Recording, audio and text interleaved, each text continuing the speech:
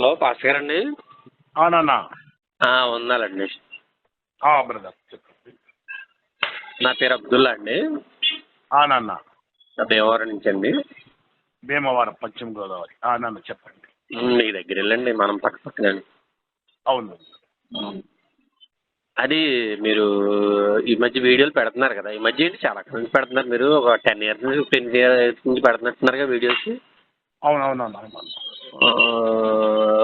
వాటి మీద ఏదైనా మన ప్రశ్నోత్తరాల కార్యక్రమం లాంటిది పెట్టుకుంటే బాగుంటుందేమో అని ఫోన్ చేశానండి. అచ్చా.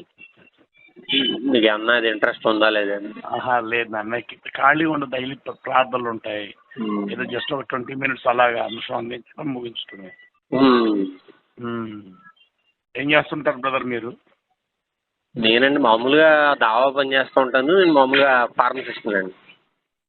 అచ్చా, ఓకే ఓకే ఓకే. పక్కన దావా పని చేస్తూ ఉంటాను. ముందులో చర్చికి వెళ్ళేవాడిని. Okay okay. చర్చికి వెళ్ళేవాడిని. తర్వాత వీటి వల్ల చూశాను, బైబిల్ మరియు ఖురాన్ వాటి మీద అవగాహన కొంచెం కల్పించుకున్నాను.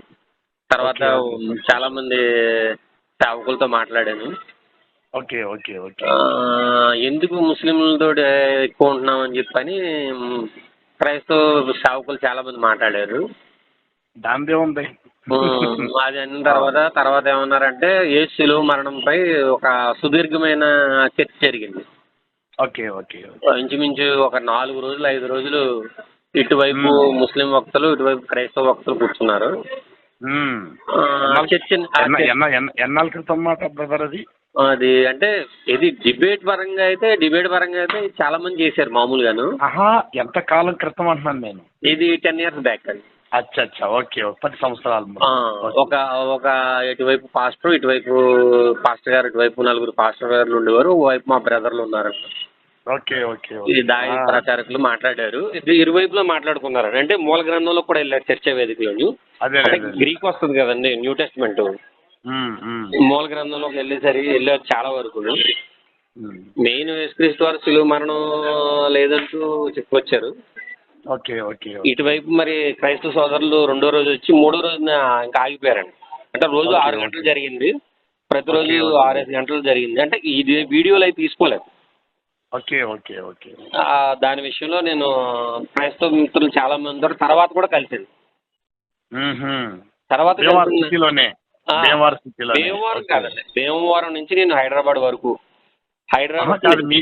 మీ పుట్టిన భీమవరం అంటున్నాను నేను. నాది పుట్టిన భీమవరం అండి. అదేనంటున్నాడు భీమవరంలోనే. భీమవరం నుంచి వేరు వేరు చోట్లకి వెళ్ళానండి. ఈ అన్వేషణ భాగంలో చాలా చోట్లకి తిరిగాను. మిత్రులు ఎవరైనా మాట్లాడేది ఏంటంటే మహమ్మద్ గారు ఎక్కువ భార్యలు, దీనికోసం ప్రవక్తగా సరిపోతాడా, ఇదే ఎక్కువ చెప్పుకొస్తున్నారు. ఈ పాయింట్ తప్పించి ప్రపంచంలో ఎవ్వరు కూడా అండి, ఒక్కరు కూడా ఈ పెళ్లి విషయంలో గాని తప్పించి ఇంకొక దాన్ని ఎత్తలేకపోతున్నారు. నాకు ఎక్కడ పాయింట్ ఆఫ్ వ్యూ కలిగింది, మరి దావీదుని నిన్ను పెళ్లి చేసుకున్నప్పుడు నువ్వు నా ప్రవక్త కాదని అనలేదే? బైబిల్లో నువ్వు చేసుకున్నప్పుడు ప్రవక్తల ప్రకారంగా చూసుకుంటే కాదనలేదే? యేసుక్రీస్తు వారిని శాపగ్రాహిగా చూపించారండి. నిజంగా బైబిల్లో గలతీయులకు రాసిన పత్రికలో శాపగ్రాహిగా చూపించారు కదండి. ఆ శాపగ్రాహిగా చూపించడం అనేది అసలు నిజంగా నాకు చాలా బాగా అంటే ఏమనిపించిందంటే, మహమ్మద్ గారు శాపగ్రాహిగా ఎప్పుడూ లేరు. ఖురాన్ మరియు ఖురాన్ లో నేను చూసినప్పుడు ఆయన పాయింట్ ఆఫ్ చూస్తే హైలీలో ఉన్నాడు. ఇందులో చూస్తేనేమో శాపగ్రాహిగా ఉన్నారు. యేసుక్రీస్తు వారేమో ఆయన దగ్గర నుంచి వెళ్ళిపోయేటప్పుడు ఒక్క శిష్యుడు కూడా లేరు, పారిపోయారు అందరూ. మొహమ్మద్ సల్లాహు వారి కాలం చేసేసరికి 1,00,000 మంది సహాబాలు ఉన్నారు. ఇవన్నీ చూస్తున్నాను. మిత్రులు ఏంటంటే ఏది మాట్లాడడంలో, వివాహాల విషయంలో ఎప్పుడెప్పుడు ఏ వివాహం జరిగింది, ఏ సమయంలో ఏ వివాహం జరిగింది అనే దాని మీద ఒక క్లారిటీ లేదు. యెషయా ప్రవక్త గారి గురించి చూసుకుంటే యెషయా ప్రవక్త వారు 2 సంవత్సరాలు బట్టలు లేకే నడిచాడు, చెప్పులు లేకే. మరి ఆ ప్రవక్త వారిని పరిశుద్ధులు అంటారు. మహమ్మద్ గారి దగ్గరికి వచ్చేసరికి పెళ్లిళ్ళు చేసుకున్నాడు అంటారు. ఈవిడ గురించి చూసుకుంటే ఎవరు, మన ఆయిషా గారి గురించి చూసుకుంటే ఆయిషా గారి స్టేట్మెంట్ మనం ఎంతవరకు తీసుకోవాలి? మొహమ్మద్ సల్లాహు గారు నేను చిన్నపిల్లల్ని పెళ్లి చేసుకున్నానని చెప్పారా అంటే చెప్పలేదు. నాకు అది ఆవిడ చెప్పిన వయసుకి దానికి సంబంధం చూస్తే ఇంచుమించు ఆవిడకి 25 సంవత్సరాల వయసులో ఎప్పుడో పెళ్లి చేసుకున్నట్టు ఉంటుందండి. పూర్తి చరిత్రలో ఎక్కడ ఎక్కడ ఏ అధ్యాయం ఉంటుంది బ్రదర్ నాకు? ఇప్పుడు అదే అండి, ఇప్పుడు జరిగి నేను అదే ఈ విషయాల్లో చాలా లోతుగా వెళ్ళలేదు ఎవరో, నేను రీసెర్చ్ చేసుకుంటూ వెళ్ళాను నేను మరి ఏ పుస్తకం చదివి చిన్న వయసులో చేస్తున్నారన్నమాట ఉంది. అసలు ఈ హదీసులు ఎవరు చెప్పారు, ఈ హదీస్ ఎవరు చెప్పారు? ఇప్పుడు నేను చెప్తున్నాను, ఓర్వా బిన్ అని ఆయన ఉంటాడు ఒక ఆయన. ఇప్పుడు ఆ హదీసు జయీఫ్ హదీసా లేకపోతే సహీ హదీసా? ఖురాన్కి సహేతుకంగా ఉందా, వ్యతిరేకంగా ఉందా? అంటే వ్యతిరేకంగా ఉందా హదీస్, అది హదీసే కాదు. హదీస్ అంటే మొహమ్మద్ సల్లల్లాహు అలైహి వసల్లం చెప్పింది హదీస్ అవుతుంది. ఆయిషా గారు చెప్పింది హదీస్ ఎలా అవుతుంది? అసలు పాయింట్ ఆఫ్ వ్యూ తీసుకోలేదు. చర్చ వేదికల్లో అవి వెలుగులో తీసుకురాకూడదేమో కదా బ్రదర్? అవి ఏది వెలుగులోకి తీసుకురాకూడదండి? అది వాళ్ళు ఎవరో మాట్లాడారంటారు. క్రైస్తవ మిత్రులు తీసుకొస్తున్నారు ఇవన్నీ. నేను ఓకే చెప్తాను. ఇప్పుడు ఒకటి చెప్తానండి. నేను ఒక 2 నిమిషాలు, మీరు పెద్దలు మీ ముందు మాట్లాడచ్చు లేదో నాకు తెలీదు. పర్లేదు. బర్నబాస్ సువార్త ఉందండి. బర్నబాస్ సువార్త వెలుగులోకి వచ్చింది. మరి అది నిజమని నమ్ముతామా మీరు? క్రైస్తవ సోదరులను నమ్ముతారా? మీ దగ్గర ఉందా బ్రదర్ అది? బర్నబాస్ సువార్త ఇప్పుడు మన గూగుల్లో పోతే వచ్చేస్తుంది. మీ చేతుల్లో ఉందా అన్నాను నేను. నా దగ్గర నేను పీడిఎఫ్ తీస్తే వచ్చేది కదా నా చేతిలోకి. ఇప్పుడు నేనేమంటున్నానంటే గ్రంథస్థముగా వెలుగులోకి ఇప్పుడు ఖురాన్ ఎలాగైతే ఇప్పుడు నేనేమంటానంటే ఖురాను 114 సూరాలు కాక 214 మాట వరకు అంటాను నేను. ఉదాహరణకి చూపించమంటే నేను చూపించలేను. అదే చెప్తున్నాను. చూపించమంటే నేను చూపించలేను. నేను ఎంతవరకు చూపించగలుగుతానంటే 114 సూరాలే చూపించగలుగుతాను. ఎందుకంటే గ్రంథం రూపంలో వెలుగులో ప్రజల చేతుల్లో ఉన్నది కాబట్టి దీన్ని చూపించగలుగుతాను. అయితే మీరు నన్ను అడిగితే అక్కడ ఉంది ఇక్కడ ఉందని నేను ఒకరిని చెప్పచ్చు, మాట్లాడాల్సి చెప్పచ్చు. అక్కడ అందులో రాయబడ్డది ఇందులో రాయబడ్డది గూగుల్లో ఉంది, అక్కడ ఉంది ఇక్కడ ఉంది, పలానా గ్రంథకర్త చెప్పాడు, ఆనాడు చరిత్రకారుడు చెప్పాడు అని ఇవన్నీ అంటాను. అయితే ఇప్పుడు ప్రామాణికం ఏమిటంటే 114 సూరాలు అనేటువంటిది ఎట్లా ప్రామాణికమో అని నేను అడుగుతున్నాను. అది మీ దగ్గర ఉన్నదా? బర్నబాస్ సువార్త మీ చేతుల్లో ఉందా అని అడుగుతున్నాను. ఇథియోపియన్ బైబిల్ అని తెలుసండి మీకండి? అది నా దగ్గర ఇథియోపియన్ బైబిల్లో దాన్ని మనం ప్రామాణికంగా తీసుకుంటామా? మన ఎదురుకుండా ఉన్నటువంటి రోమన్ క్యాథలిక్ మనం తీసుకోగా ప్రామాణికంగా? ఇప్పుడు ఇవన్నీ ఏంటంటే చెప్పమంటారా? వినండి, అందులో వచ్చిన సువార్తలు మీరు 2 సార్లు ఫోన్ చేశారు, దేని చేశారు నాకు? మామూలుగా అసలు విషయం దీని మీద ప్రశ్నోత్తరాలు అడుగుదాం కదా. ఇది సభ కాదు ఇది. అవునవును, నాకు టైమ్స్ ఉంటాయి.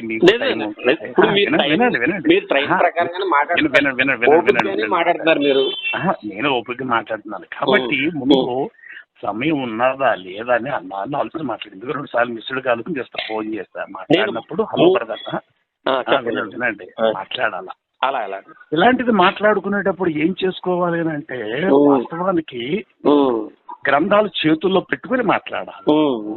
అది నేను చెప్తున్నాను. మీరు ఒక మాట ఇస్తారు, బర్నబా సువార్త మీరు నమ్ముతారా అని మీరు అన్నప్పుడు నేను వెంటనే ఏమి చెప్పాను, మీ చేతుల్లో ఉందా అన్నాను. నిజంగా అది లేదు. అప్పుడు మీరు ఏం చేయాలంటే మీ చేతుల్లో ఆ గ్రంథము, ఇప్పుడు మీరు నాకు తెలుగులోనే మాట్లాడుతున్నారు, నేను మీకు తెలుగులో సమాధానం చెప్తున్నాను. ఇప్పుడు మీరు కూడా తెలుగులోనే చాలా చోట్ల వెళ్ళి సత్యాన్వేషణ కార్యం పెట్టారు. అప్పుడు ఆ బర్నబా సువార్త అనేటువంటిది కూడా మీ చేతుల్లో ఏమంటే ఒక ఇంగ్లీష్ లో ఉండొచ్చు, తమిళ్ ఉండొచ్చు, కన్నడలో ఉండొచ్చు, పొరపాటు లేదు. అది చేసిన తర్వాత ఇంగ్లీష్ లో ఉన్నది తెలుగులో తర్జుమా అవుతుంది. ఇప్పుడు మనకు కావాల్సినప్పుడు చూస్తే తెలుగులో ఇప్పుడు మనకు అది ఇంగ్లీష్ లో ఉన్నది. ఇంతకీ ఇప్పుడు ప్రపంచ మానవులు ఏ గ్రంథాన్ని విశ్వసించాలి? ప్రపంచ మానవులు ఏ గ్రంథాన్ని విశ్వసించాలి అనేది అసలు గ్రంథ సారాంశం ఏంటనేది కావాలండి. ప్రతి గ్రంథ సారాంశం సింపుల్ గా నేను అడుగుతున్నాను. ఖురాన్ విశ్వసిస్తే నిత్య జీవమా, బైబిల్ ని విశ్వసిస్తే నిత్య జీవమా? ఖురాన్ విశ్వసించాలి, బైబిల్ తర్వాత ఖురాన్ వచ్చింది. ఓకే, మంచి మాట చెప్పారు. ఇప్పుడు మీరు ముస్లిం అయ్యారా బ్రదర్? అప్పుడు ముస్లిం అయ్యారు. ఓకే, సంతోషం. ముస్లిం ఒక వ్యక్తి అవటానికి అతనికి అర్హతలు ఉండాలంటారు. ఒక వ్యక్తి ముస్లింగా అవ్వారు లేక అవ్వటానికి ఏమేమి అర్హతలు ఉండాలంటారు? అర్హత అనేది ఏముండదండి. దేవుడు ముస్లిం అని చెప్పడానికి వినండి దేవుడు ఒక్కడైనటువంటి అంగీకారమే కావాలి. దేవుడు ఒక్కడు, ఆయన మాత్రమే దేవుడు అనే దానికి మాత్రమే ఉండాలండి. అంటే ఇంకేం అక్కర్లేదు అంటే నా ఉద్దేశం నేను చెప్పాను. మీ ఉద్దేశం ఒక వ్యక్తి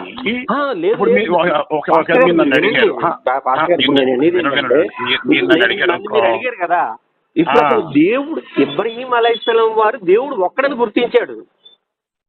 నేను మిమ్మల్ని అది అడగట్లేదు. నేను ఇబ్రహీం అలైహిస్సలాం వారి యొక్క అభిప్రాయాన్ని నేను మాత్రమే గౌరవిస్తున్నాను. ఇప్పుడు ఇబ్రహీం అలైహిస్సలాం వారు దేవుడు ఒక్కడని గమనించాడు కాబట్టి ఆయన విశ్వాసులకు father.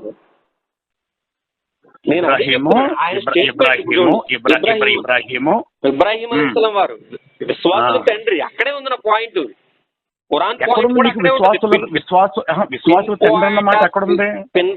Pin point of view అక్కడే ఉంటదండి. అలా కదా బ్రదర్, మాట జారద్దు, కరెక్ట్ వినండి. అతడు విశ్వాసులకు తండ్రి అన్న మాట మీకు ఎక్కడ దొరుకుతుంది ఖురాన్ లో? ఒకసారి రిఫరెన్స్ చెప్పండి నాకు. మీరు ఖురాన్ లో ఎక్కడ? ఖురాన్ అంతా ఇస్మాయిల్ అలైహిస్సలాం వారికి తండ్రి అండి. నేను అదే కదా బ్రదర్, ఇప్పుడు మీరు ఒక మాట అనేసారు. నేను ఏమంటున్నానంటే ఇస్మాయిల్ అలైహిస్సలాం వారికి తండ్రి. ఇస్మాయిల్ అలైహిస్సలాం నో విశ్వాసులకు తండ్రి అన్న మాట అన్నారు. నా దాంట్లో రికార్డెడ్ అవుతుంది మాట. విశ్వాసులకు తండ్రి అన్నారు మీరు.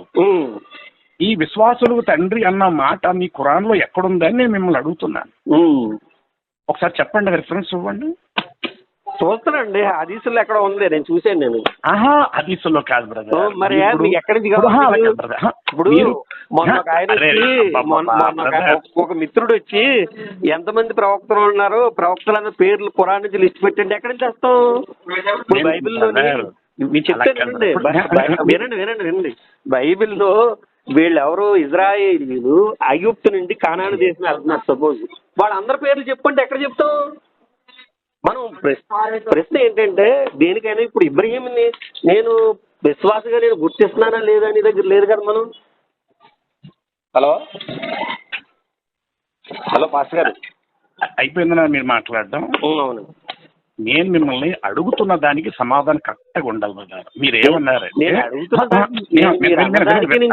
మీకు మీరు మాట గడ్డొస్తే అది కరెక్ట్ కాదు. నేను చెప్పేది వినండి. ఏ గ్రంథాన్ని విశ్వసించారంటే ఖురాన్ అన్నారు. ఓకే, బాగుంది. వినండి, కంగారు మీరు వినడానికి ప్రయత్నం చెయ్యండి. ఖురాన్ అన్నారు. రెండో మాట ఏమడిగానంటే ఒక వ్యక్తి, రెండో వ్యక్తి వెంటనే అన్నాడు మీరు ముస్లిం అయ్యారా అని కూడా నేను మిమ్మల్ని అడిగా. దీనికి కూడా అవును అన్నారు. వినండి.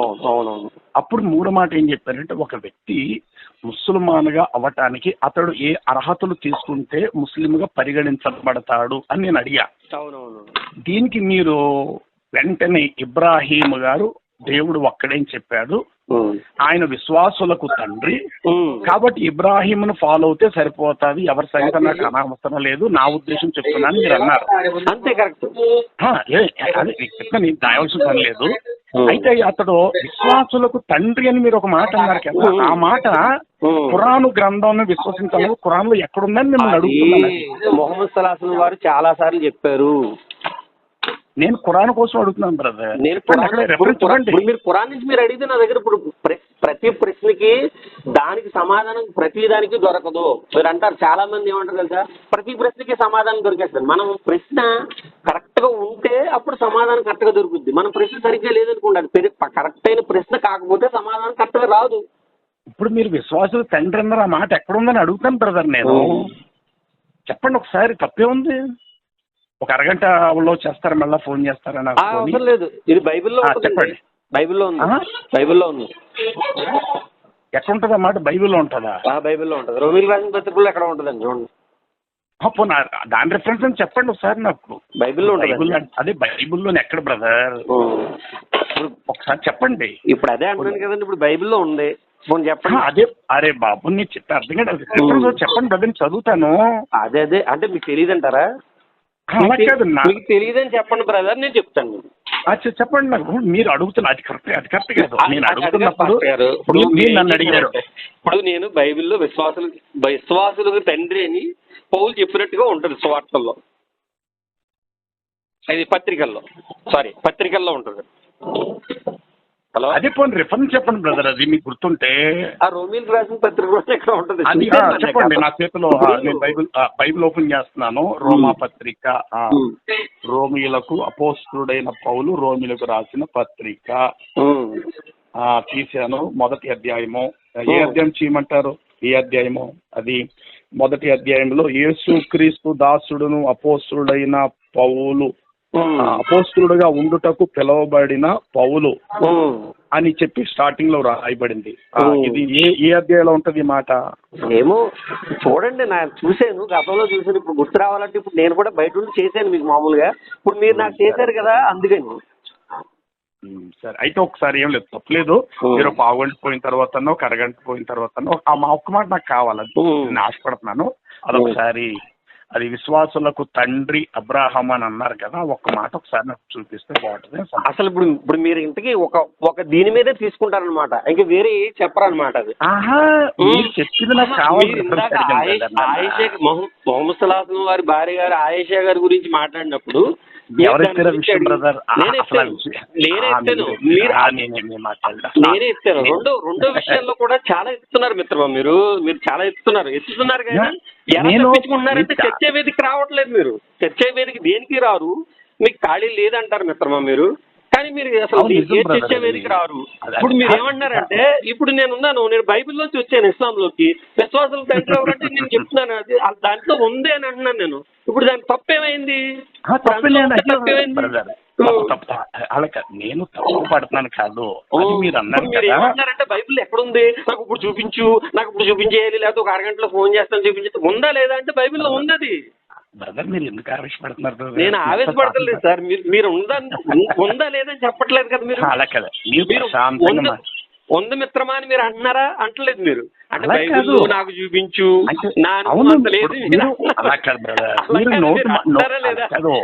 నోటి మాటతో మీరు అంటున్నప్పుడు ఆ మాట మాట మీరు అనేసారు. ఇది బర్నబా గ్రంథం ఏదో మీరు చెప్పారు. సరే వినండి కంగారు పడద్దు చెప్పండి అన్నారు. ఇది మీ చేతిలో ఉన్నదా అన్నాను. దానికి చక్కని సమాధానం చెప్పారు. అది గూగుల్లో ఉంది, చక్కగా సెర్చ్ చేసి తీసుకుంటే మీకు దొరుకుతుంది అన్నారు. ఓకే దాన్ని పక్కన పెడతా. రెండో మాట విశ్వాసం తండ్రి అన్నప్పుడు ఆ మాట ఎక్కడుందో ఒకసారి చెప్పండి, నేను చదువుతాను అన్నాను. దానికి పెద్ద తప్పు పట్టవలసిన పని లేదు కదా. ఇప్పుడు నా దగ్గర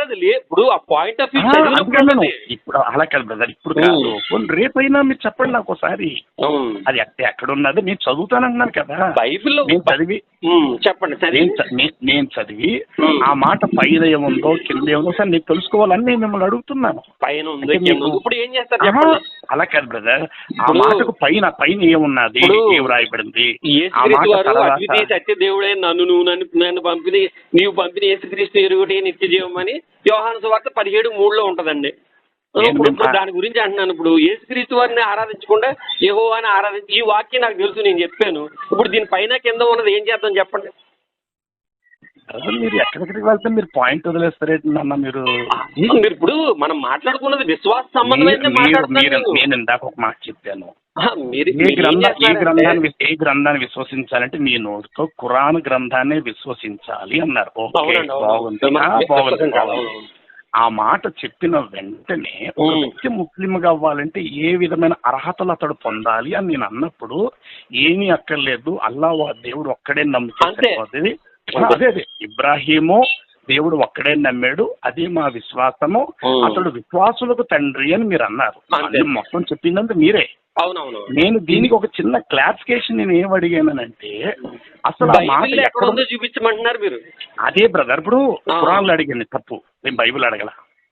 ముందు నేను ఏం అడిగిందంటే అది ఇప్పుడు ఈ మాట మీరు చదివానంటున్నారు కదా, ఖురాన్లో ఎక్కడ? ఇప్పుడు ఖురాన్లో ఇబ్రాహీం అలైహిస్సలాం వారి పేరు లేదంటారు మీరు. అయితే మొత్తం మీరే మాట్లాడతారు బ్రదర్. ఇప్పుడు నేను ఏమంటున్నానంటే, మీరు మొన్నే ఒక భాష గారు ఏమంటారంటే, ఏం లేదు ఖురాన్లో అలాగే 1,40,000 మంది రాసి పెట్టారు కదా, అది చూపించు. అది ఏంటంటే మాట ప్రశ్న చేయగలిగింది అయితే దానికి సంబంధించి చెప్పండి. మీరు మాట పాపం ఆవేశం పెంచుకుంటున్నారు తప్ప. అంటే నా మాట్లాడదు ఇదే రీతిగానండి. ఇంకోటి ఏంటంటే, మనస్సులో ఎదుటి వారిపై మనం కక్ష విమతంలో విభేదాలు పెంచుకోకుండా ఉంటే చాలండి. ఇంక ఇలా మాట్లాడగలిగినా ఉన్నది మాట్లాడేటప్పుడు ఆ మాటకు వస్తే బ్రదర్ పెంచుకోకూడదు, స్వామ్యంగా ఉండాలని మీరు అన్నారు. ఇంతకీ మీ అవసరాన్ని బట్టి నాకు ఫోన్ చేశారా, నా అవసరాన్ని బట్టి మీకు ఫోన్ చేస్తున్నా బ్రదర్? చెప్పండి. నా అవసరం కోసం అంటే ఎదుటి వాళ్ళ ధర్మాన్ని దూషిస్తున్నాం కూడా. మనం ఎదుటివాడు లేవు, ఎదుటివాడు ధర్మాన్ని దూషిస్తున్నాం కానీ మనం అందుబాటులో ఉండం. ఎందుకంటే మన నెంబర్ మనం ఏం చేస్తామంటే, వద్దు మిత్రమా, నాకు ఖాళీ ఉండదు మిత్రమా, అక్కడితో అయితే ఉపయోగించింది బ్రదర్. నేను మీకు మంచి సలహా ఇస్తున్నాను. నేను ఒక ప్రోగ్రామ్ చేశాను, అది మీరు చూశారు. సరే, మంచిది మిత్రమా. రేపు కూడా మీరన్నా మీరు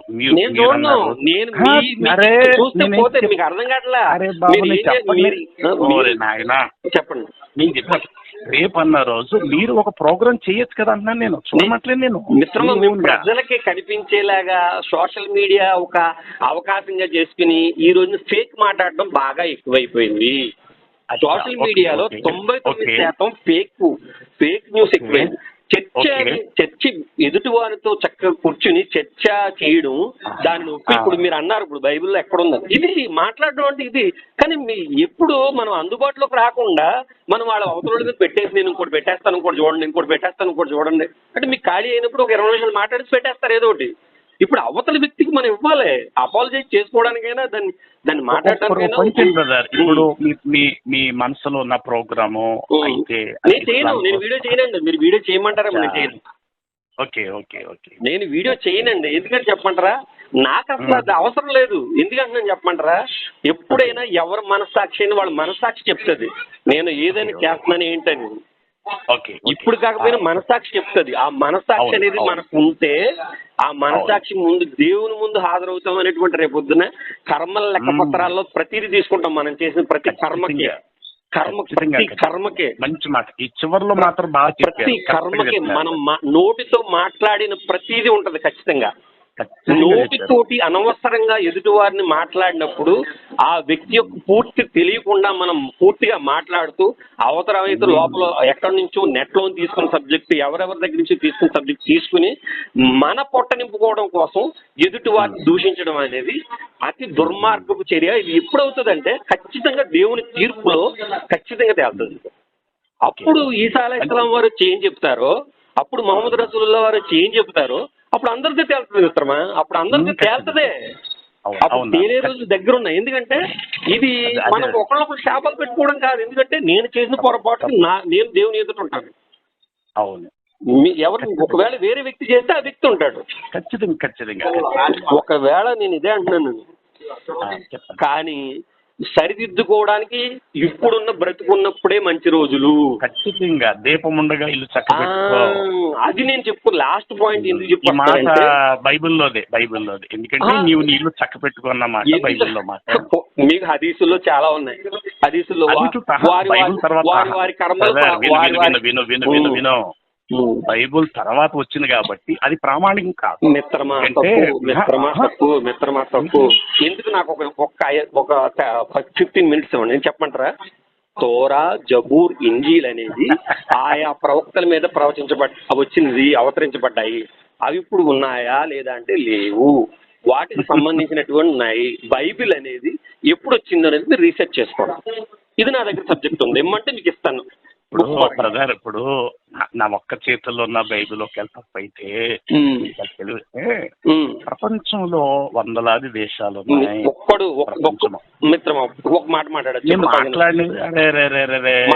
మాట్లాడావు కదా, జాగ్రత్త వినండి బ్రదర్, ఆవేశపడకండి. బైబిల్ చాలా మంది చేతిలో ఉంది, చాలా మంది ఇప్పుడు నా ఒక్క చేతుల్లో ఒకవేళ బైబిల్ ఉంది, అది ఒకవేళ తప్పు, అది సరికాదు, ఒకవేళ దాన్ని చించేద్దాం. నేను బైబిల్ చేద్దామని నేను అనలేదు. నా స్టేట్మెంట్ మీకు అర్థం అవటం చెప్తున్నాను బ్రదర్. అసలు తప్పది. అసలు బైబిల్ గ్రంథం చింపేద్దాం లేకపోతే తప్పని నేను ఎప్పుడు అన్నాను? మీరు అనట్లే కాదు, నేను చెప్తున్నాను. నేను అన్నాను, ఇప్పుడు నా చేతిలో బైబిల్ ఉంది, నేను దాన్ని ఒకవేళ కాల్చేయటమో దాన్ని చింపేయటమో అది తప్పనో తెలుసుకొని నేను చింపేయగలుగుతాను. నేను ఏమంటానంటే ప్రపంచంలో వందలాది దేశాలు బైబిల్ ని ఒక వ్యక్తి నచ్చకపోతే ఇంకొకరికి ఇచ్చేయాలి. అది నేను చెప్పిన పూర్తిగా అర్థం చేసుకోబెట్టినా. చెప్పండి. ఇప్పుడు ప్రపంచం వినాలి ఒక మాట. చెప్పండి. ప్రపంచంలో ఇప్పుడు వందలాది దేశాలు ఉన్నాయి. వందలాది దేశాల్లో వందలాది భాషలలో కూడా బైబిల్ తర్జుమా చేయబడింది. ఇప్పుడు ఖురాన్ ప్రపంచం మొత్తం మీద ఎన్ని భాషలో తర్జుమా చేయబడిందో దానికి ఒక చరిత్ర ఉంది. దానికంటే మించి ఇంకా అధికమైన భాషల్లో బైబిల్ ప్రపంచం మొత్తం మీద తర్జుమా చేయబడింది. ఇప్పుడు నా ఒక్క చేతుల్లో బైబిల్ ఒకవేళ తప్పని అనుకుంటే ఉదాహరణకు ప్రపంచంలో ఉన్న అన్ని బైబిల్ మనం మార్చగలుగుతామా? ఒక మంచి దారిలో మనం తేగలుగుతామా బ్రదర్? ఒకసారి ఆలోచించండి. మీరు అన్న మాటకి నేను 30 సెకండ్లు మాట్లాడొచ్చా? చెప్పండి అన్న. 30 సెకండ్లు. ఏంటంటే ఇబ్రహీం అలైహిస్సలాం వారు ఒక్కడే ఉన్నప్పుడు కొన్ని లక్షల మంది కోట్ల మంది అటువైపు ఉన్నారు, విరోధి వైపు ఉన్నారు. ఇబ్రహీం అలైహిస్సలాం వారు ఒక్కడే, అది సత్యమైన, ఇప్పుడు దాని వైపు సత్యం వైపు తిరిగాడు. రెండో విషయం అండి, మీరు అంటున్నారు బైబిల్లోకి వస్తున్నాను. వినండి, మీరు బైబిల్ గురించి మాట్లాడారు. బ్రదర్ బొంకూర్ బైబిల్లో చెప్పండి మీరు. నాకు అర్థం కాదు, మీరు చెప్పి దాటిపోయి మళ్ళీ చెప్పండి.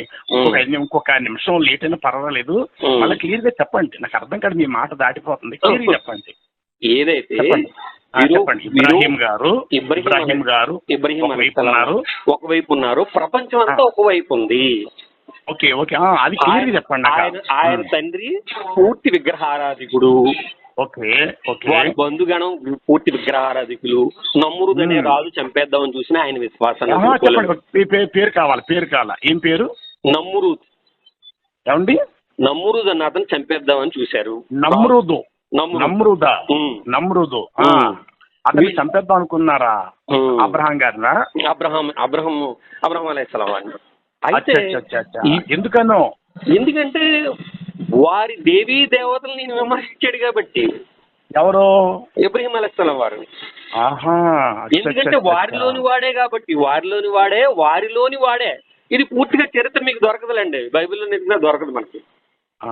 అలా కదా నేను అడుగుతాను. ఇప్పుడు అమ్రోద్ ఏదో అన్నారు కదా ఆయన రాజు. అమ్రోద్ కాదండి, నమ్రూద్ అండి. నమ్రోదు. ఓకే నమ్రోదు. అతడు క్రీస్తుకు పూర్వం ఏ కాలం నాటివాడు?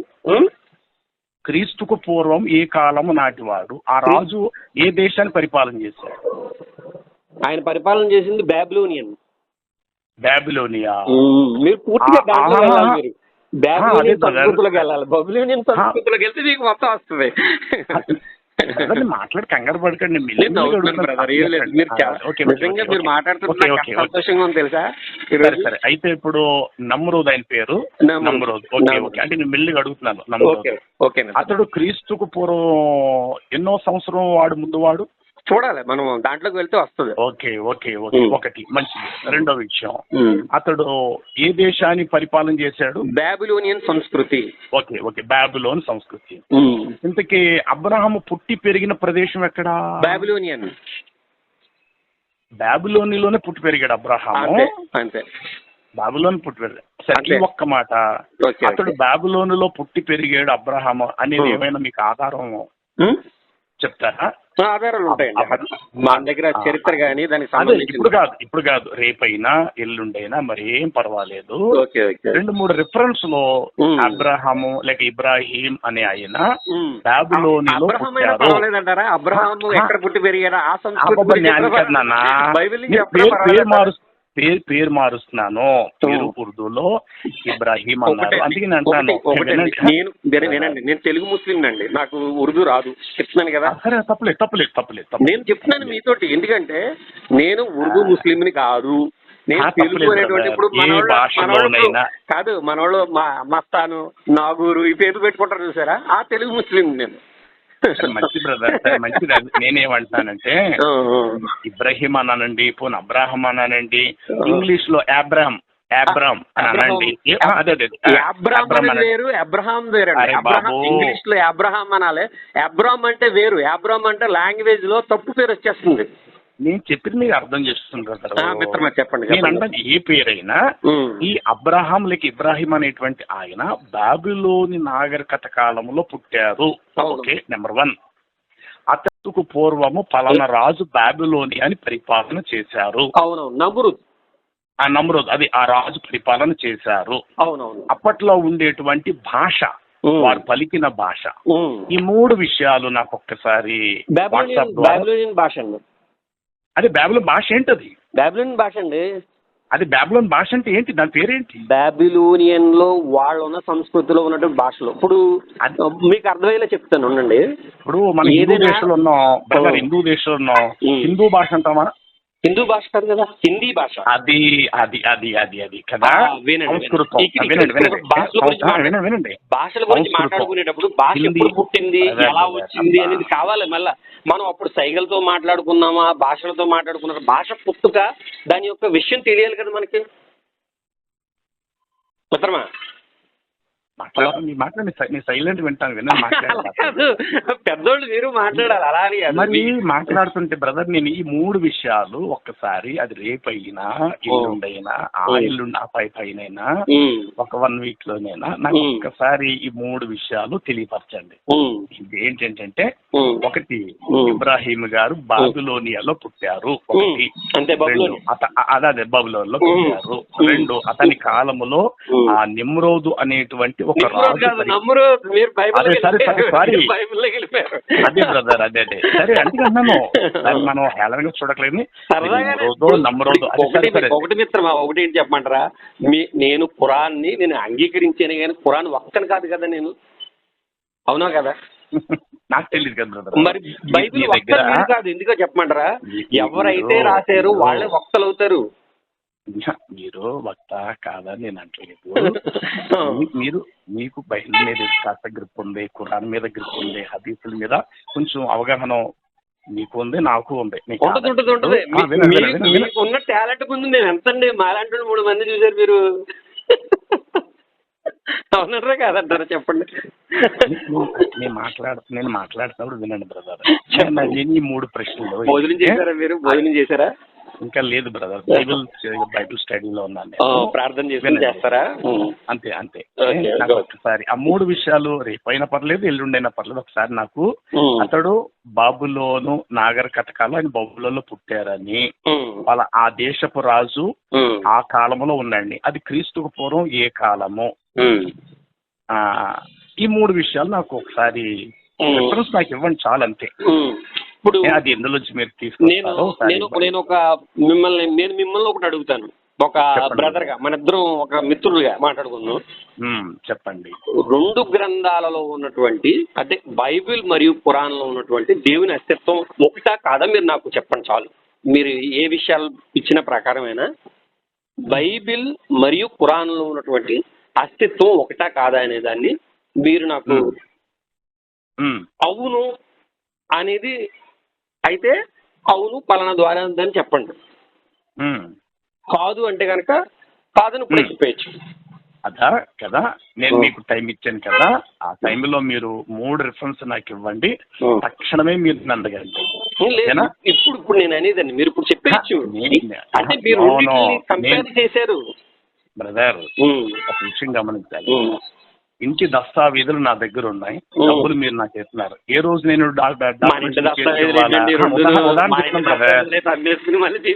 మీకు అర్థం కావట్లేదు బ్రదర్. అంటే ఏ మాటకి ఆ మాటకి అప్పుడే సమాధానము.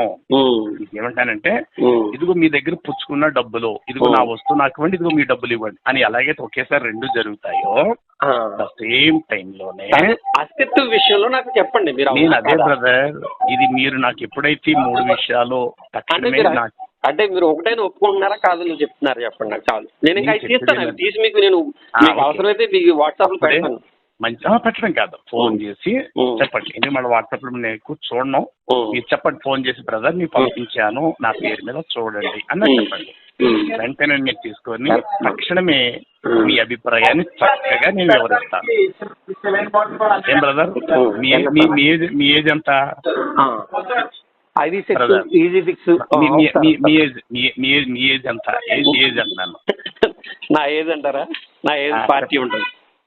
సరే, తమ్ముళ్ళు అంటే మీరు ఇప్పుడు మనందరం ఒకటేనండి. ఎందుకంటే ఇప్పుడు భారతదేశ రాజ్యాంగం ప్రకారం. కానీ మీరు నా ప్రశ్నకి మీరు ఇప్పుడు అది చాలా సింపుల్ ఆన్సర్. ఎందుకంటే మీరు నన్ను క్వశ్చన్ అడిగారు, ఏమన్నారు, ముస్లిం అవడానికి ఇది ఒకటి సరిపోద్దా అంటే ఒకటే అండి. నేను అన్న దేవుడు ఒక్కడే అన్నాను. అది చెప్తారేమో నేను నేను ఆశపడ్డాను నేను మీ నుంచి కాదు. ఒక వ్యక్తి ముస్లిం అవటానికి అతడు ఏ అర్హతలు పొందితే అతడు ముస్లిం గా పరిగణించబడతాడు అన్నాను నేను. అది విషయం. అప్పుడు మీరేం చెప్పాలంటే, అయ్యా లా ఇలాహ ఇల్లా ఇల్లిల్లాహు ముహమ్మద్ వినండి, దేవుడు ఒక్కడే అని మొదట నమ్మాలి. లా ఇలాహ ఇల్లల్లాహ్ ముహమ్మదర్ రసూలుల్లాహ్ మీరు రాంగ్ మాట్లాడారు. సరే నాయన పోలే, అల్లాహ్ ఒక్కడే దేవుడు. కూడా ఏం మాట్లాడాను అదే ఉంటది సేమ్. ఏదంటే ఇబ్రాహీం అలైహిస్సలాం వారి యొక్క సంతానంలోంచి వచ్చినటువంటి మొహమ్మద్ సలాహు వారి యొక్క అనుకరిస్తున్నాం అని చెప్పడానికే ఉంది. ఎందుకంటే నేను ఎందుకు గుర్తు చేశానంటే, ఎదుటి వారి యొక్క భావాలను నేను ఎప్పుడు దెబ్బతీయకూడదని నేను ఇబ్రహీందే మాట్లాడతాను. ఇబ్రహీం అలైహిస్సలాం వారిదే మాట్లాడతాను. క్రైస్తవ సోదరులు చాలా మంది ఇబ్బంది పడతా ఉంటారు. అందుకని ఇబ్రాహీం గారికి అదే ఇంకా అలాగే 3 రోజులు టైం ఉంది కదా, కానీ 3 రోజులు పోయిన చాలా మంది వ్యక్తులు ఏమంటారంటే, ఇబ్రహీం అలైహిస్సలాం వారి యొక్క విషయంలో చెప్పుకొచ్చినప్పుడు ఆయన ఉపపత్నులు ఉన్నారు. ఇబ్రహీం అలైహిస్సలాం వారికి కెతూరా అనగా ఇక వేరేవారు అనగా ఉపపత్నులు ఉన్నారన్నారు. చదివాను నేను. అయితే మొహమ్మద్ సలాహం వారికి పెళ్లి చేసుకుంటే ఇతను ప్రవక్త కాదు, ఈజీగా క్రైస్తువులు వస్తున్న క్రైస్తవ సోదరుడు పాస్టర్ గారు ఎలాగైనా వేస్తున్నారు డైరెక్ట్ గా నాతోటి. మరి వాళ్ళ విశ్వాస వీరులు ఎలా అయ్యారు? మరలానేమో ఈ హెబ్రీల్ రాసిన పత్రికలోనే ఎక్కడోని వీళ్ళందరూ అంటండి, ఎవరు దావీదు లేకపోతేనేమో యొఫ్తా, వీళ్ళందరూ విశ్వాస వీరులు. ఎవరు సంసోను, వీళ్ళందరూ విశ్వాస వీరులు. ఎంత విశ్వాస వీరులు అంటే మామూలు విశ్వాస వీరులు కాదు. వీళ్ళందరూ స్వర్గం కోసం వెయిట్ చేశారు. మొహమ్మద్ సల్లాహు వారు మాత్రం కాదు. ఇది ఎంత దౌర్భాగ్యమైన పరిస్థితి. నాకు చాలా బాధ కలుగుతుంది. అదేంటిది అలా అంటున్నారు మిత్రమా అంటున్నారండి. ఇప్పుడు దావీద్ అలైహిస్సలాం వారి దావీద్ వారి గురించి మాట్లాడుతుంటే ఆయనకి భార్యలు అందరూ కూడా ఆయన మొదటగా చేసుకున్న పెళ్లిళ్ళ కంటే ఆయన చేసుకున్న వాళ్ళు సెకండ్ మ్యారేజ్ లేడీసే ఎక్కువ కదా. వారి ప్రవక్త వారి దావూద్ అలైహిస్సలాం వారి భార్యలు ఎంతమంది ఉంటారు బ్రదర్? ఏమో చూడాలి ఎంతమంది ఉన్నారండి. 10 మంది ఉంటారు, లేకపోతే ఎక్కువ ఉంటారు. ఇప్పుడు దావూద్ అలైహిస్సలాం వారి గురించి ఏమన్నాడు? నా ఇష్టానుసారుడైన మనుషుడిని దేవుడు స్టేట్మెంట్ ఇస్తే కాదు అంటారు. ఎవరంటారు కాదని? అతను ఇష్టానుసారమైన ఈ రోజుల్లో అంటున్నారు అన్న వాళ్ళ గురించి చెప్తానండి. అదే అంటే ఏమంటారు? దావీదు దేవునికి ఇష్టానుసారమైన మనుషుడు కాదని అంటారా? దావీదు దేవుడికి ఇష్టానుసారమైన మనుషుడు కానీ మొహమ్మద్ సల్లాహు వారు కాదు. అది క్లియర్ చెప్పాలి మీరు. అంటే అనేది ఏంటంటే, వివాహాల విషయంలో మరి ప్రవక్త వారిని ఇలాగ పోట్ చేస్తే అది కాదు అంటున్నారు. నాకు చాలా మనసు విభేదిస్తుంది. ఏంటిది అంటే దావీదు గారు లేకపోతే ఎందుకంటున్నానంటే, దావీదు గారు ఇశ్రాయేలీయుడై ఉండటం వల్ల ఆ పిచ్చలో ఉండి ఇలా అంటున్నారా అంటే నాకు అర్థం కాల. ఏంటంటే ఒక అరబ్ దేశం నుంచి వచ్చినటువంటి ఒక బొత్తులు అంటే వాళ్ళకి మాట్లాడడం చేత కానీ చదువు సంజయ్ సరిగ్గా రాని వాళ్ళ మధ్య నుంచి ఒక కాంతి పుణ్యం వచ్చి తట్టుకోలేకపోయారా యహూదీలు అందరూ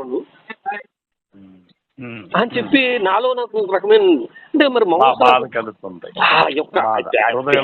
ఆవేదన అన్నమాట. ఇప్పుడు దావూద్ అలైహిస్సలాం వారికి ఎంతమంది భార్యలు ఉండగా ఆయన ప్రవక్త ఎందుకు అయ్యాడు? ఇబ్రాహీం అలైహిస్సలాం వారు ఉండగా విశ్వాసులకి అంత గొప్ప నాయకుడు ఎలా అయ్యాడు? ఇబ్రాహీం గారికి ఎంతమంది భార్యలు బ్రదర్? ఇబ్రాహీం గారికి బైబిల్లో ఉంటారండి 4 వరకు. అంటే పత్నులు అన్నట్టుగా చెప్పుకొచ్చారు. ఎందుకంటే భార్యల ప్రకారంగా లెక్కేసుకుంటే హాగర్ గారు హాజిరా అలైహిస్సలాం వారు భార్యగా వస్తారు.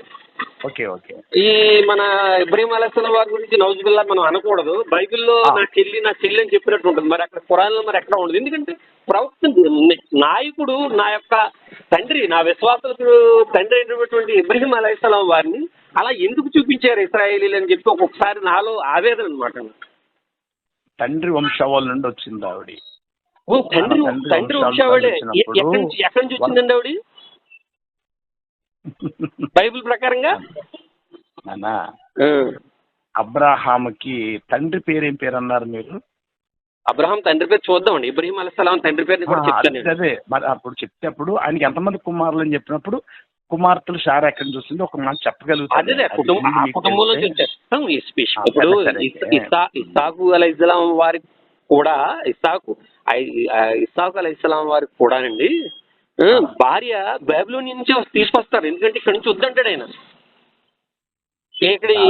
బాబులోని ఆ మాట కూడా అయితే ఇప్పుడు మీరు అన్నట్టు ఆ ఇస్సాకు భార్య కూడా బాబులో నుండి తీసుకురాబడింది. ఆ మరి మాట అంతే కూడా కదా, నాకు చెప్తాడు కదా, రెఫరెన్స్ బైబిల్లో చెప్తాడు కదా, బైబిల్లో మాట్లాడదు. బ్రదర్ నేను బైబిల్ అడగట్లేదు. నేను బైబిల్ నాకు బైబిల్ అంటే వద్దు. మీరు బైబిల్ అంటే నేను బైబిల్ నిందా ఎందుకు అయ్యానంటే ఇంటర్ప్రిటేషన్, నేను ఇప్పుడు ఒక విషయం చెప్తున్నాను మీకు. నేను అందుకే స్టార్టింగ్ లో అడిగాను బ్రదర్, మాట్లాడేటప్పుడు చాలా జాగ్రత్త మాట్లాడాలి. నేను మానవ జాతి ఏ గ్రంథాన్ని విశ్వసించాలి అని నేను అన్నప్పుడు మీరు ఆవేశంతో అన్నారు, మంచి ఉద్దేశంతో అన్నారు, తొందరపడి అన్నారు, నిజంగానే అన్నారు, అది దేవుడికి తెలుసు. పురాణ గ్రంథాన్ని విశ్వసించాలి అన్నారు మీరు. అవునవును. ఎందుకు విశ్వసించాలి అన్నానంటే వినండి కంటిన్యూ చేసుకుంటా ఖురాన్ వచ్చింది కాబట్టి అని నేను అంటున్నాను. అయిపోయిందా? అయిపోయింది. మీరు ఏమంటున్నారంటే చెప్పండి. ఏ గ్రంథం విశ్వసించాలని మీరు ఏమన్నారంటే పురాణ గ్రంథమే అంతిమ గ్రంథము కాబట్టి ఈ గ్రంథాన్నే మానవ జాతి ప్రజలు విశ్వసించాలి అన్నారు.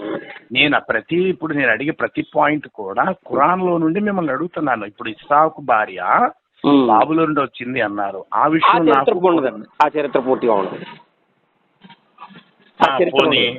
సరే అబ్రహాము గారి భార్య ఎక్కడి నుంచి వచ్చింది, ఆయనకి ఎంతమంది భార్యలు, అంటే ప్రతి విషయం మీరే లేవదీశారు కాబట్టి నేను మిమ్మల్ని అడుగుతున్నాను.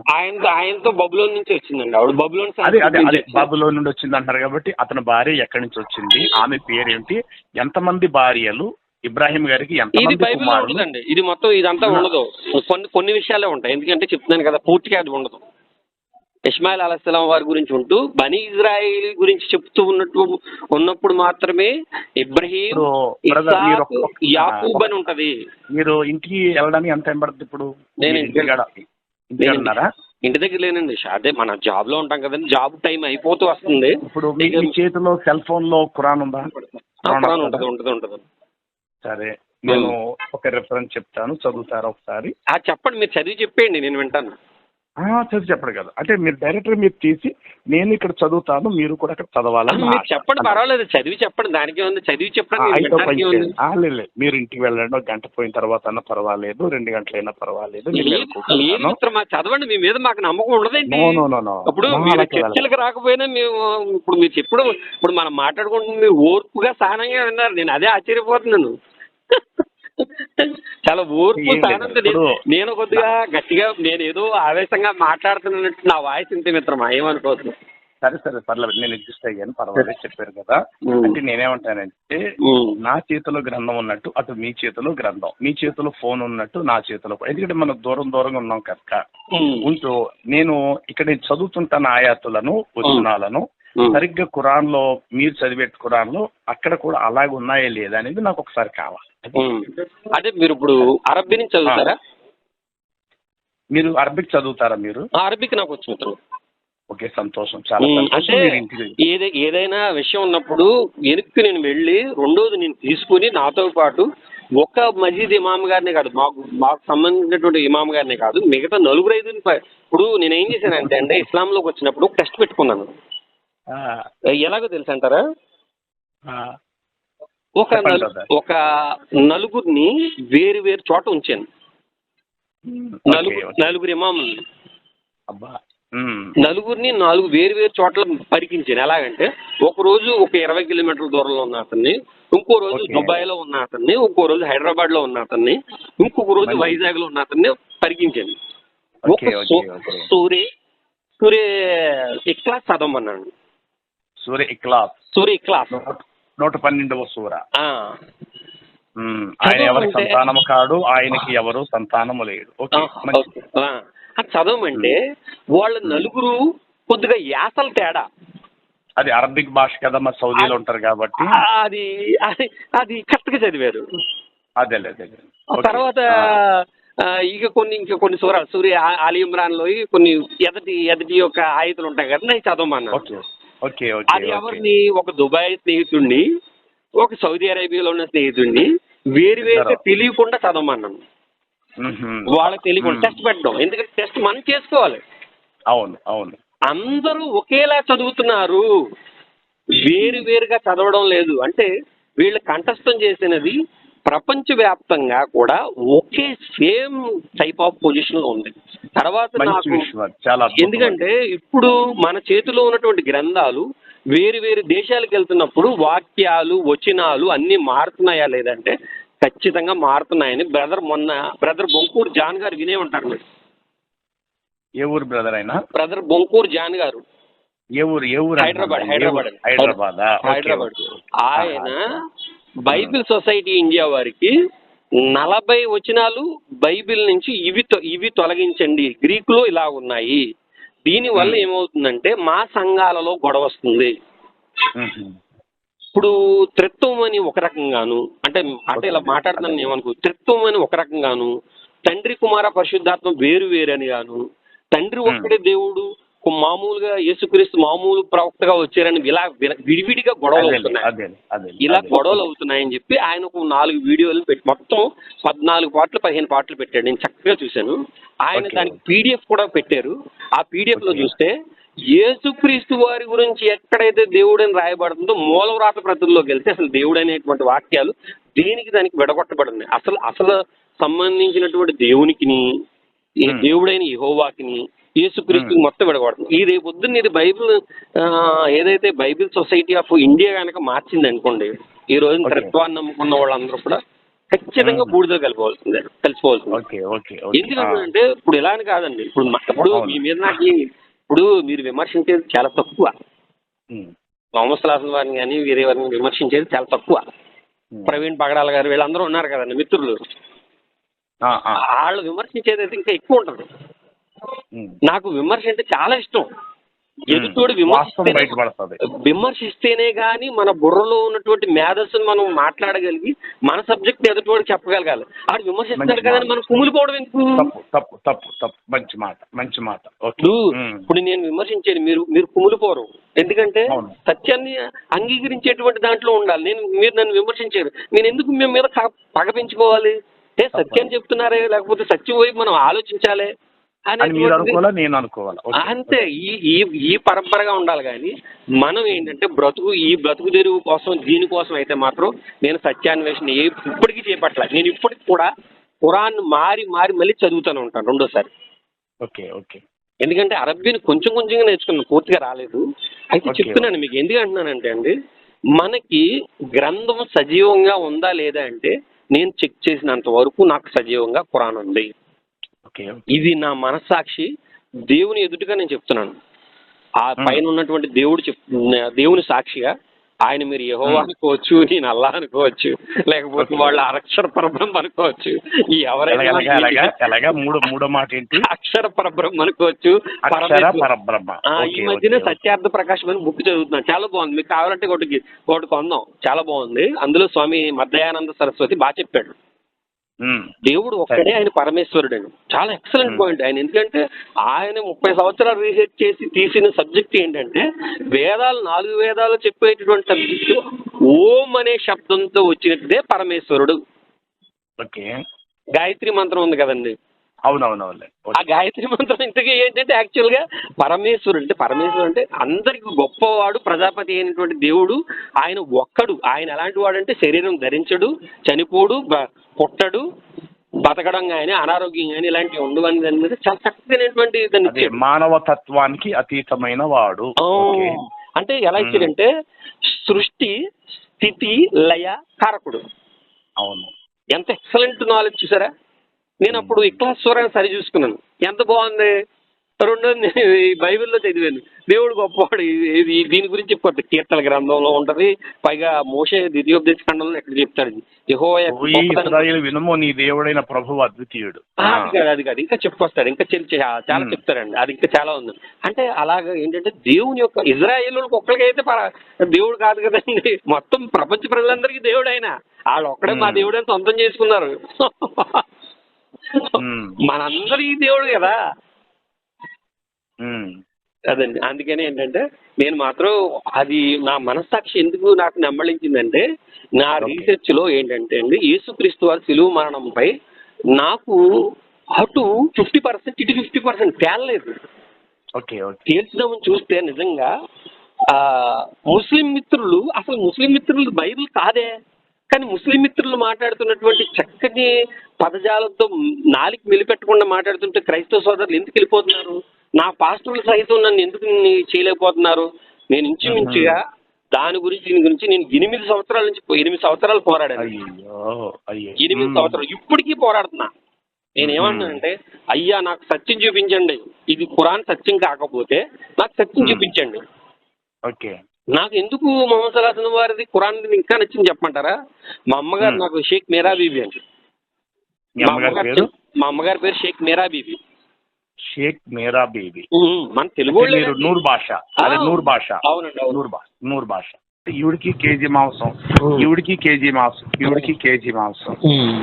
ఓకేనా? ఈ విధంగా న్యాయబద్ధంగా వ్యవహరిస్తూ ఏ స్త్రీని నేను తక్కువ చేయకుండా, 4 పిల్లలు పుట్టారు, ఆమెకి 4 పుట్టారు, ఆమెకి 4, నలుగురికి సమానమైన వస్త్రాలు, సమానమైన చదువులు, సమానమైన ఆస్తుల్ని పంచిపెడుతున్నాను.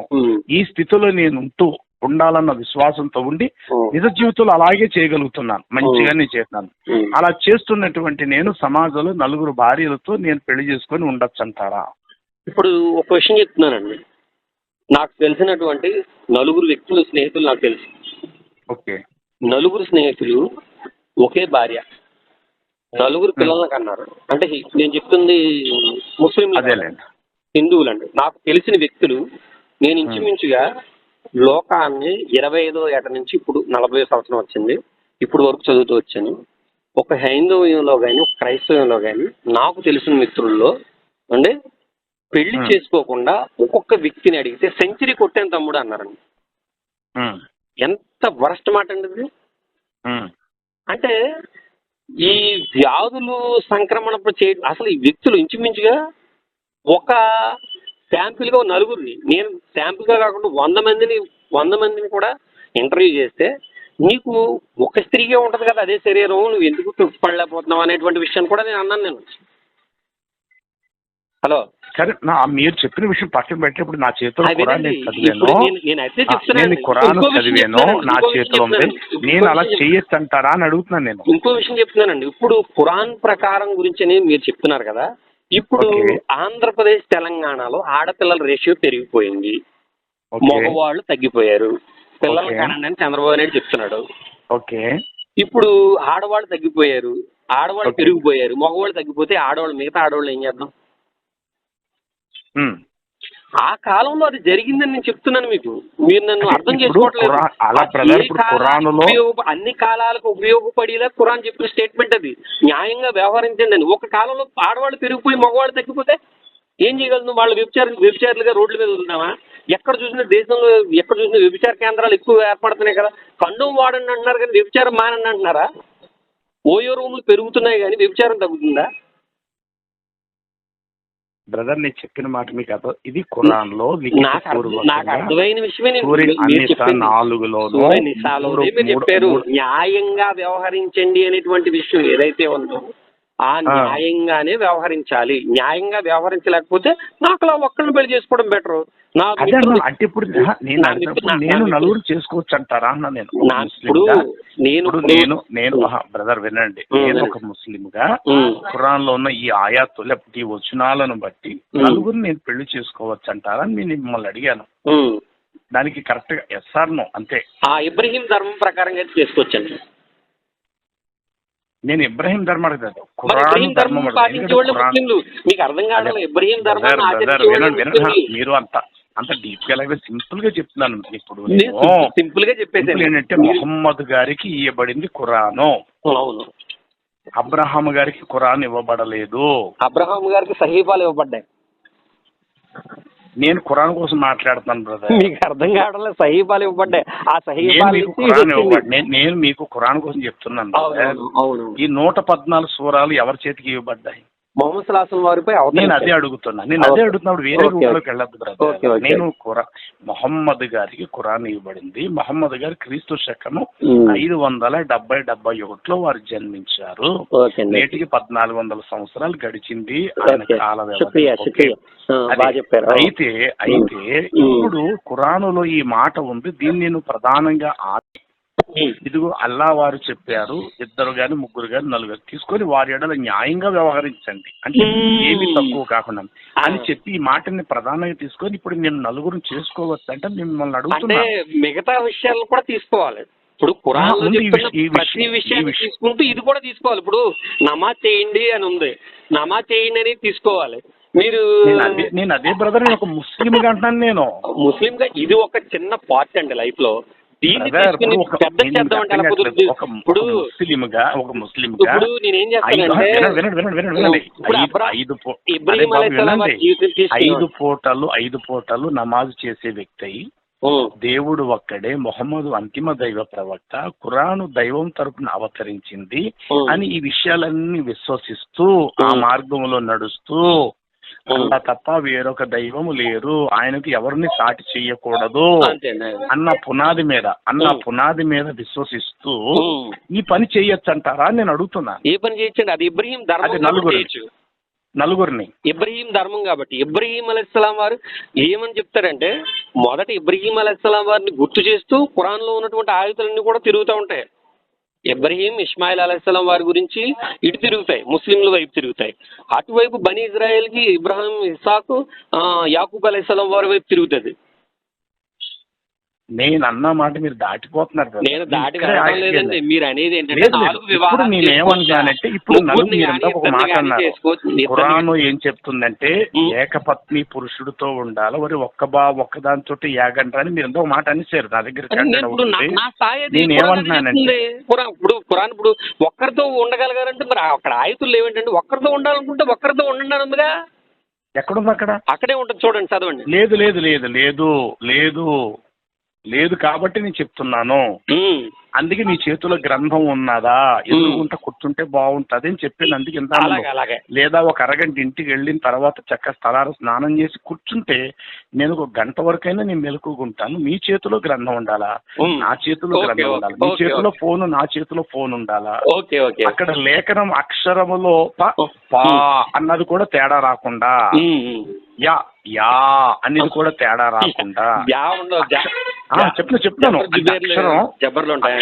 అక్షరం తేడా రాకుండా ప్రతిదీ చూడడానికి మీ చేతిలో కూడా ఆ గ్రంథం ఉంటే బాగుంటుంది. ఇందాకే నేను ఒక మాట చెప్పాను, అది నేను చెప్పాను. కాబట్టి ఇప్పుడు మీరు ఏకపత్ని పురుషుడుగా ఉండాలని ఖురాన్ బోధిస్తుంది, ఒక్కదానితోటే నువ్వు ఉండాలా అని అన్నారన్నావు.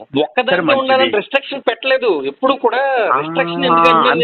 అంటే ఇప్పుడు ఖురాన్ ప్రకారంగా నలుగురిని కలిగి ఉండొచ్చా అని నేను అంటున్నాను. నేను కలిగి ఉండొచ్చు. ప్రాబ్లం ఏంటి? ఇప్పుడు మనకు వచ్చిన ప్రాబ్లం ఏంటి కలిగి ఉంటే అనేది చెప్పండి. కలిగి ఉంటే ప్రాబ్లం ఏంటి? న్యాయబద్ధంగా వ్యవహరించి కలిగి ఉంటే ప్రాబ్లం ఏంటి? సరే, ఈ మాట అన్నానని మీరు బాధపడరు కదా? చెప్పండి.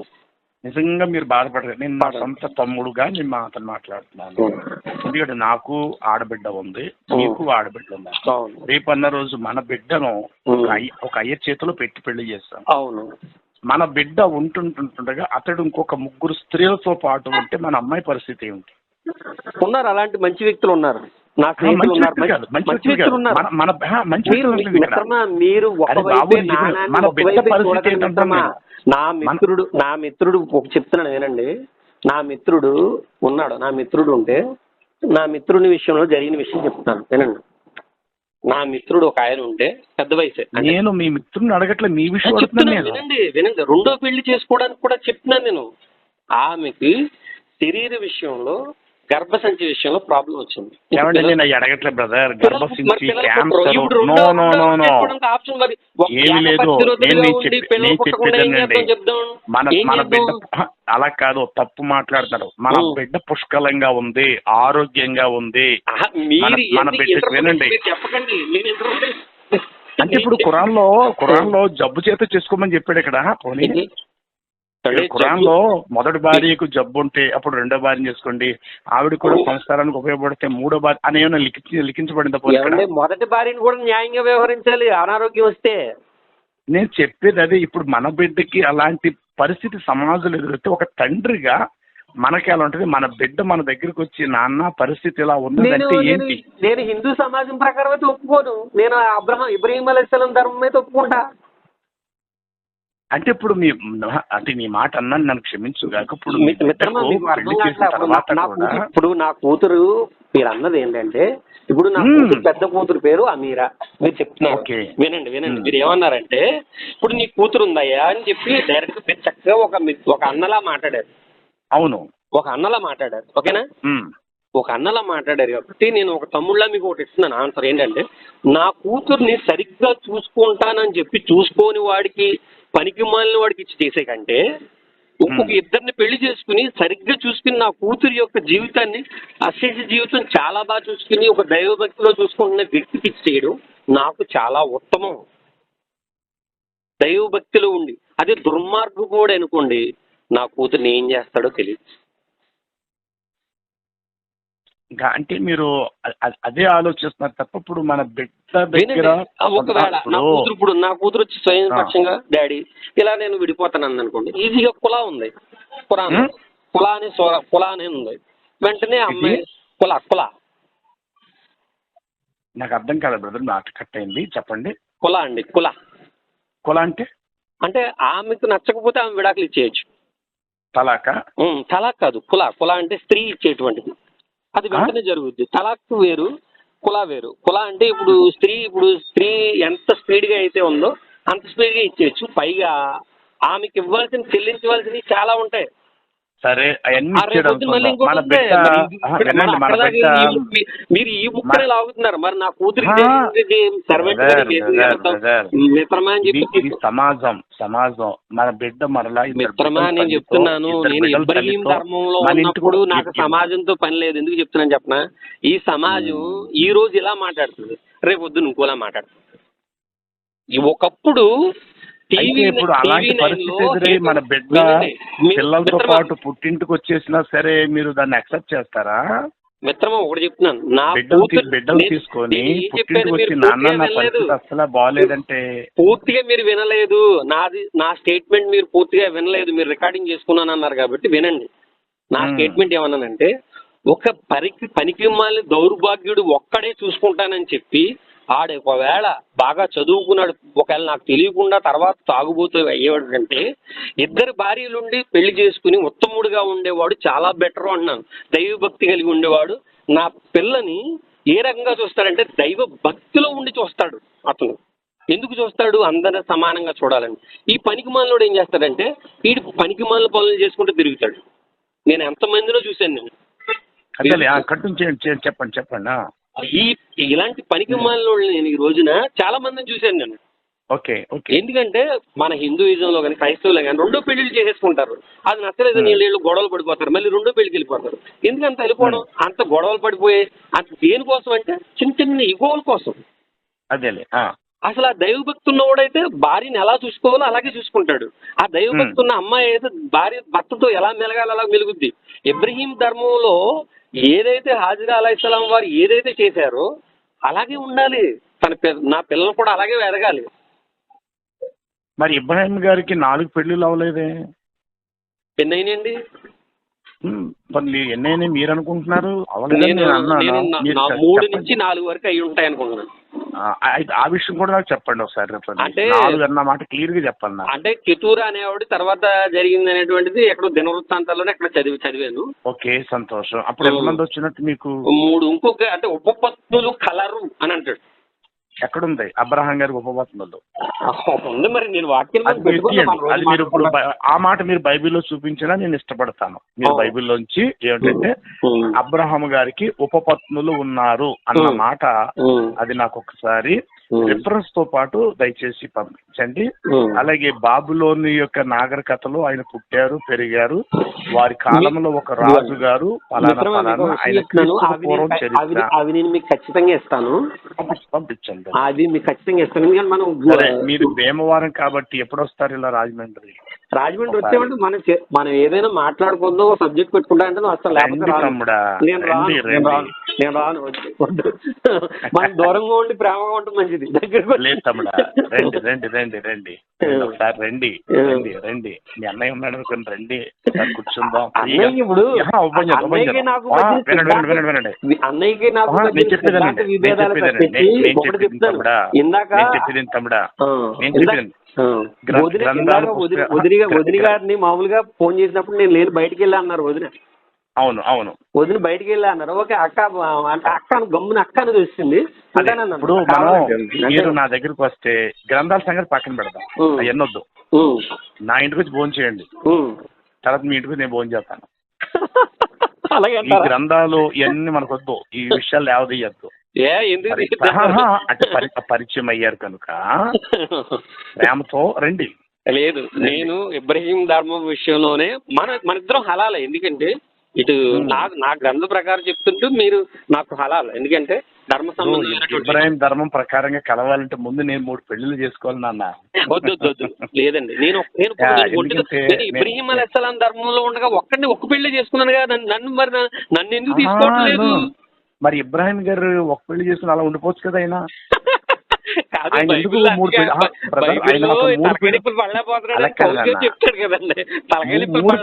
మూడు పెళ్లిళ్ళు ఎందుకు చేసుకున్నాడు ఆయన అసలు?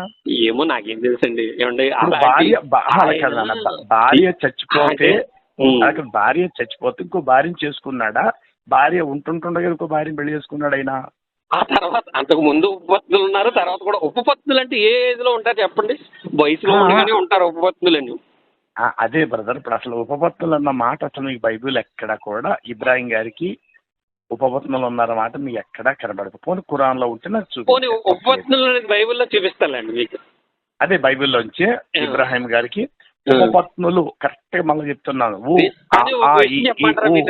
కాదు, మీతోటి ఒక విషయం చెప్పమంటారా? చెప్తున్నాను. మీరు నాతో మాట్లాడినట్టు ఎవరితో మాట్లాడలా.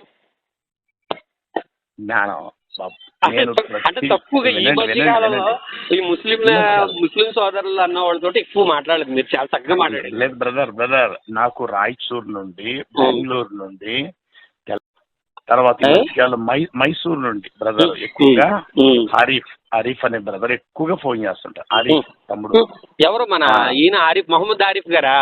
నో మైసూర్ నుండి నేను చెప్తున్నాను. మహమ్మద్ ఆరిఫ్ గారు అనేది ఇదే మదనపల్లి. నేను మదనపల్లి కోసం, చిత్తూరు, కడప వీళ్ళందరూ తెలుసు బ్రదర్. పీటర్ బ్రదర్ నేను వీళ్ళ కోసం మాట్లాడతాను. పీటర్ ఎవరండి? నాకు తెలియదు. ఒక బ్రదర్ క్రిస్టియన్ అంటే వీళ్ళందరూ ఎక్కువ మాట్లాడుతుంటారు అంటున్నాను నేను. అయితే మైసూర్ నుండి ఆరిఫ్ అనే బ్రదర్ ఎక్కువగా మాట్లాడుతుంటారు. తెలంగాణ నుండి మాట్లాడుతుంటారు. తర్వాత ఏమో కడప, చిత్తూరు మాట్లాడు. మన అయితే హైదరాబాద్ ఆయన సాఫ్ట్వేర్ చాలా మీటింగ్స్ కి వెళ్తారు కదా, మీరు బాగా ఫేమస్.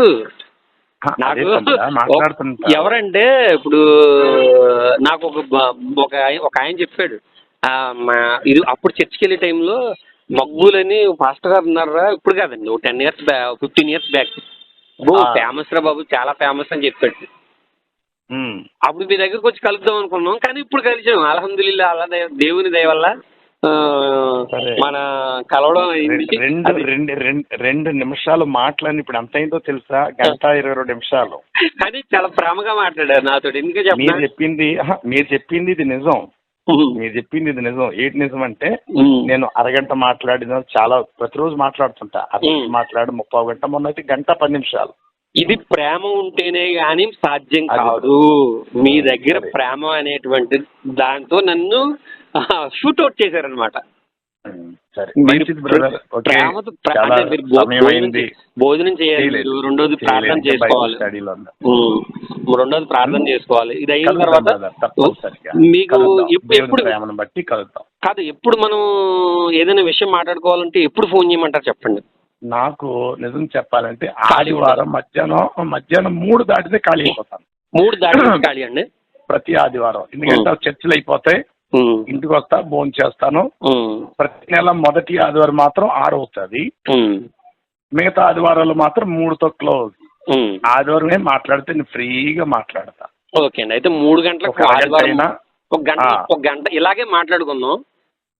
తర్వాత వీలైనంతలో నేను మీ పేరు చెప్పండి. నా పేరు షేక్ అబ్దుల్లా అండి. షేక్ అబ్దుల్లా. మేము 100 భాషల తండ్రి గారి పేరు అది అబ్దుల్లా అమీనా. తల్లి గారి పేరేమో బీబీ అమీనా, తల్లి అమీనా. తండ్రి గారి పేరేమో అబ్దుల్లా. మంచి పేరు పెట్టుకున్నారు, సంతోషం. అబ్దుల్లా అంటే అల్లా యొక్క దాసుడే కదండి, దేవుని యొక్క దాసుడు. అల్లా యొక్క దాసుడు. అంతే అండి. కానీ మీతో మాట్లాడడం నాకు చాలా సంతోషంగా ఉంది. మరలా మీతో నేను ఎప్పుడు మాట్లాడతానా అనేటువంటి విషయంలో మాత్రం ఇది బాబిలోనియన్ సంస్కృతి అనే దాని గురించి మనకి కావాలి అంటే కనుక ఈ సంస్కృతి గురించి మామూలుగా మన గూగుల్లో నెట్ లో కొడితే మామూలుగా వచ్చేస్తే. సంస్కృతం అడగలేదు నాన్న, ఖురాన్ లో నుండి నేను అడుగుతున్నాను. బాబులో అదే ఖురాన్ దొరకదు కానీ చరిత్ర నుంచి దొరుకుతుంది. ఖురాన్ నుంచి కూడా ఉన్నాయి. ఖురాన్ నుంచి మీకు కొన్ని ఇస్తాను నేను. అదే నాకు చాలు, అది చాలు. మన చరిత్ర ఎక్కలేదు నాకు. ఖురాన్ లో హదీసుల నుంచి కూడా మీకు మొహమ్మద్ వారు బాబులోన్లో పుట్టారని, బబులోను నాగరికతలో ఆయన ఉన్నారని, బబులోను రాజు ఇబ్రాహిం గారు బబులోను రాజు అతనిని వ్యతిరేకించారని, అవునవును, ఈ విషయాలు నాకు కొంచెం. అది తర్వాత ఇస్సాకు యొక్క భార్య బబులోను నుండి ఆయనకి భారీగా తీసుకురాబడింది. ఇస్సాకు యొక్క భార్య బబులోను నుంచి రాబడిందని నేను ఖురాన్ నుంచి నేను చూపించలేను, హదీసుల నుంచి నేను చూపించలేను. బైబిల్ నుంచి మాత్రం మీకు తెలుసు కాబట్టి నేను చెప్పవసరం లేదు. మెసొపొటేమియా నాగరికత గురించి మళ్ళీ నేను చెప్పక్కర్లేదు మీకు. ఈ 4 విషయాలు చెప్పండి చాలు. ఏమేంటి?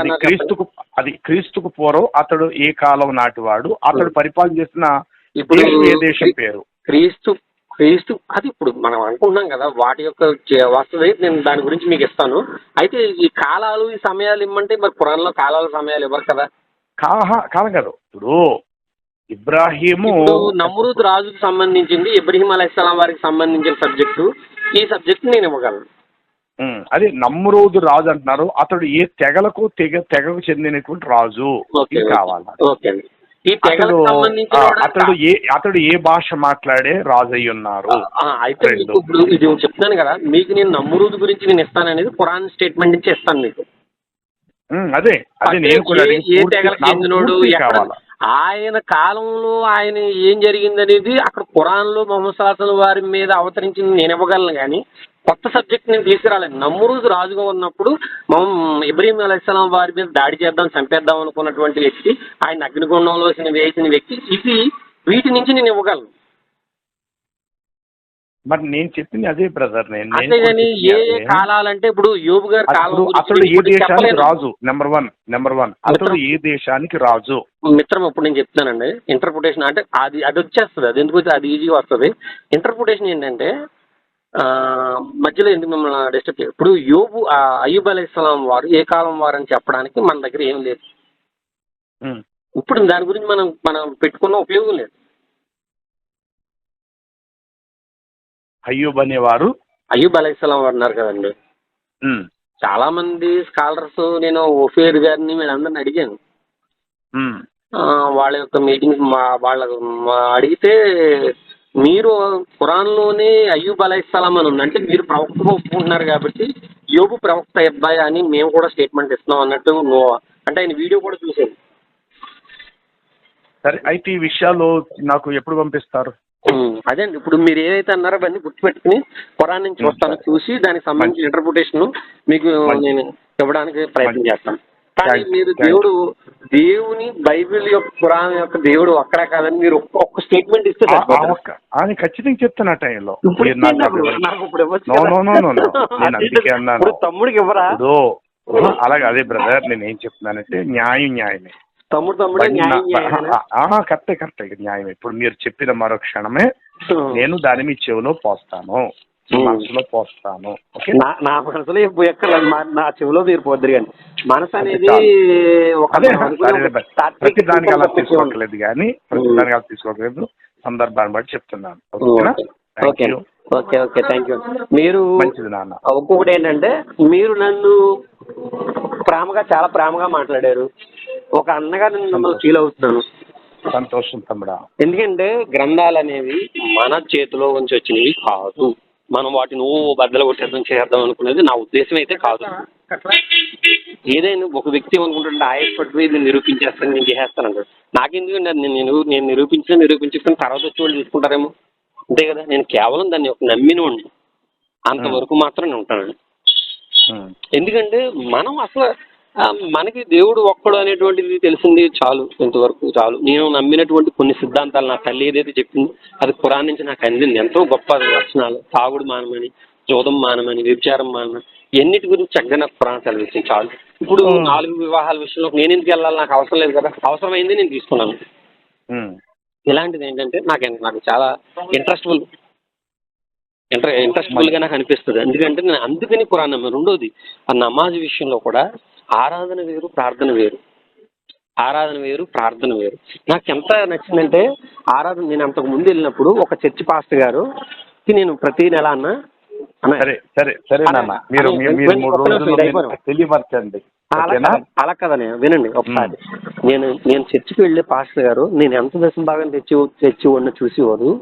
ఈ రోజున నేను ఎంతో సంతోషంగా నా లేని వాళ్ళు నా బంధువులు ఉన్నారు చూసారా, వాళ్ళకి నేను ఎంతో కొంత సాయం చేయగలుగుతున్నాను. మొన్న ఒక పాపకి పెళ్ళైతే వాళ్ళకి సంబంధించిన వాళ్ళు ఏంటంటే బాగా లేని వాళ్ళు అయితే ఈఎంఐ వైఫ్, మనకి ఇది ఉండదు కదా, వివాహ విషయంలో కట్నాలు ఉండవు కదా.